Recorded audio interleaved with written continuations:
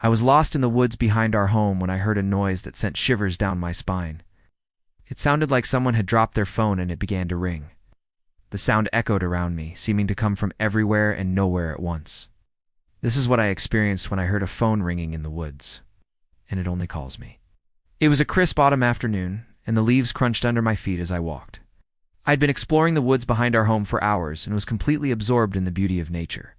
I'd found some interesting things like an old rusted bike, a weathered stone wall, and a clearing where deer had left their tracks in the soft earth. But nothing had prepared me for the eerie sound that shattered the tranquility of the woods. The sound of a phone ringing was unmistakable, even over the wind rustling through the trees. I stopped in my tracks and listened intently. The sound seemed to be coming from somewhere deep within the trees. It was faint, but persistent, and I couldn't shake the feeling that I was being watched. As I followed the sound, I noticed that it seemed to grow louder and more distinct. I could hear the caller ID and the person on the other end speaking. Though I couldn't make out their words, I could sense their urgency. The more I listened, the more terrified I became.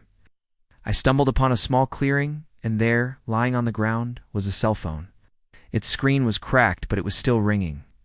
I stared at it in disbelief. Who could have dropped their phone and not noticed? Or had they purposely hidden it here? As I reached out to pick up the phone, the caller ID flashed.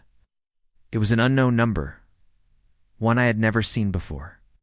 Curiosity got the better of me, and I answered the call. A chill went down my spine as a raspy voice said hello. I must have looked startled because the voice asked again, louder this time, "Can you hear me?" I managed to stammer out, "Who is this?" The voice seemed to come from everywhere and nowhere at once, whispering secrets on the wind. "You shouldn't be here," it said. "This place isn't safe." Fear coursed through me. Was this person trying to warn me? But why? And who were they? Before I could ask more questions, the line went dead. I was about to hang up when the phone vibrated with another incoming call. It was the same number. Trembling, I pressed the answer button. This time the voice was closer, more urgent. "Run," it said. "Don't look back. Just run." And with that, the call ended again. My heart pounded in my chest. Should I run? Where should I go? My mind raced with questions, but no answers came. I stood frozen in the clearing, torn between fear and curiosity. Then I remembered the woods behind our house. They weren't dangerous. I'd explored them many times before. Still, the voice on the phone had warned me, and I couldn't help but wonder if there was something lurking in the shadows that I couldn't see. As I turned to leave, something caught my eye. Half hidden under a fallen log was a second cell phone. It was newer, sleek, and didn't appear to be damaged. Had these phones been left behind intentionally? Was someone watching me? I decided to follow the voice's instructions and make my way back home. As I walked, I couldn't shake off the feeling that I wasn't alone. Every rustle of leaves, every snap of a twig made me jump. The woods, which had been so enchanting just hours before, now seemed menacing and dark. When I finally emerged from the trees onto the familiar path leading to my house, I broke into a run. I could hear the sound of my own breathing and could feel my heart pounding in my ears. Finally, I saw the lights of my house in the distance, and I knew I was safe. I burst through the front door and locked it behind me. I could still hear the sound of the phone ringing, but now it was distant, like a fading memory. I needed to calm down and think. What had I really experienced? Was it all in my head? I tried calling the number back, but it went straight to voicemail. I left a message, but I knew I probably wouldn't get a reply. I decided to change my clothes and wash my face, hoping to rid myself of the lingering fear. When I looked up, I saw my husband standing in the doorway. He had a worried expression on his face, and he asked me what had happened. I told him about the phone calls and the 2 phones I'd found in the woods. At first, he thought it was a joke, but when he saw how shaken I was, he knew I was serious. We decided to go back to the woods together to see if we could find the phones and maybe figure out what had happened. But when we got to the clearing, both phones were gone. It was as if they had vanished into thin air. My husband and I looked at each other, both of us speechless. We searched the area, but the phones were nowhere to be found. It was like they had never even been there, and that's not all. There was also no trace of the deer I had seen earlier. Our tracks had vanished as if by magic. I couldn't help but feel a sense of foreboding. What did it all mean? Was there something sinister lurking in those woods? We returned home empty-handed, the mystery deepening with each step.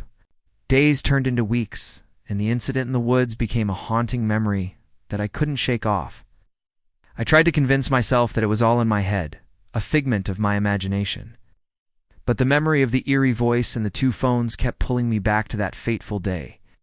Then one day, while sorting through some old things in the attic, I came across a box filled with my childhood memories. As I opened the box, a worn photo album fell into my lap. I flipped through the album, and there, tucked away in a corner, was a picture that made my heart skip a beat. It was a picture of me as a little girl standing in the same clearing where I defound the phones.